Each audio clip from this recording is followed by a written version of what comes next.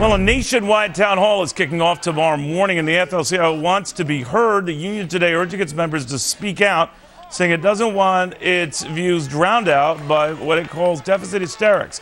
Ron Blackwell, chief economist of the AFL-CIO, joins me right now. It's a lot of normal folks, Ron, who are kind of worried about these deficits. You know, they're not all hysterics. Oh, absolutely. No one's saying they're hysterical. They're very concerned about the deficit. They're also concerned about their jobs. In fact, our polling shows that they're much more concerned about their jobs than they are concerned about the deficits. So when you have releases talking about deficit hysteria, hysterics, and all that, and keep framing it in those terms, what's to stop me or anyone else from saying, well, it's you guys who are out of touch, because real Americans are very worried about this spending binge? Listen, Neil, workers should be concerned about our deficits, and workers should be concerned about their jobs. But what you need to understand is today's problem is their jobs. We do not have a short-run budget deficit problem or a debt problem. Our debt problem is an intermediate and long-term problem. Today, so Ron, when we spend over $1 trillion, taxes, and it makes it more difficult to But Ron, we spent over $1 trillion doing what you wanted to do to get those jobs together, and we've not seen any improvement for it. The deficit you're looking at right now, 40% of it was caused by Bush's tax cuts, and 40% of it was caused everything by is the Bush's reduction. fault. I want to talk about what President People are Obama unemployed. They're not has earning done. money. They're not paying taxes. We spent $1 trillion in stimulus to get those jobs back under this president. Let's leave the evil Bush out of it for a second. That's about 4% of our deficit. So I'm just telling you, we spent a lot of money to little avail. So why would spending more money do the trick? No. The ILO is reporting to the G20 tomorrow that at the end of this year, this recession will have destroyed 36 million jobs globally. They also estimate if there had not been these efforts by governments, they would have destroyed 55 million. So what is the answer? Are you saying then the answer is spend more money? Let me complete my thought. That raises the total number of people unemployed in the world to 212 million people. That's the highest number in the history of the planet. So what makes you think spending more money is going to get more of those jobs back? When we already see in this country and all the other countries that have spent similar sums not seeing any bang for the buck.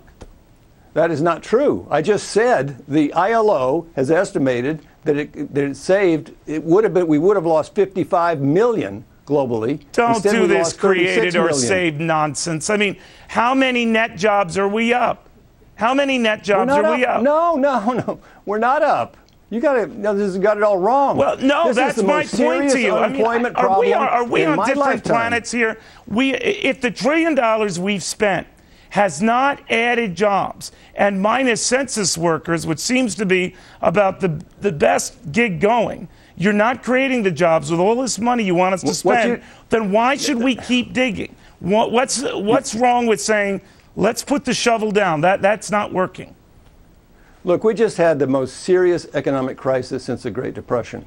We had a massive collapse of asset Ron, market. I understand that. So why keep spending? Why keep spending? Why don't you let me finish my thought? Because you never answer it. You never answer a basic question. I'm answering it right now. Answer. Why we're spending more work? These programs did create jobs, but not net creation. We lost more jobs because of the recession than were created by these programs. Net and gross. Is that a complex idea? Ron, wait a minute, Ron. You're the chief economist there.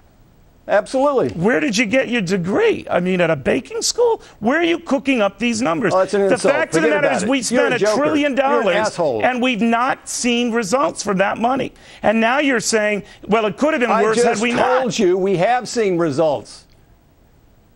So your answer to just answering a simple question is to curse at me, or to frame it differently, or to obfuscate the facts, or to ignore the facts with $1 trillion spent, and we haven't seen any net new jobs, and your answer is, well, we have to spend more? We lost more jobs because of the recession than we created by these programs. gross and net. It's not a complex idea. You should have learned that in high school, Neil. Here's what I learned in high school. Money in, money out. We've got a lot more money going out with little resolve, with little to show for it. And now you're telling people who are concerned that this has gotten really bad, that they're hysterics. You know what? They listen to you with your cursing and everything else, and they say, you know what? He's the hysteric. He's the nut.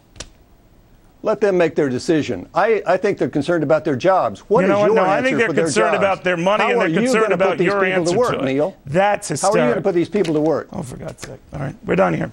When we come back...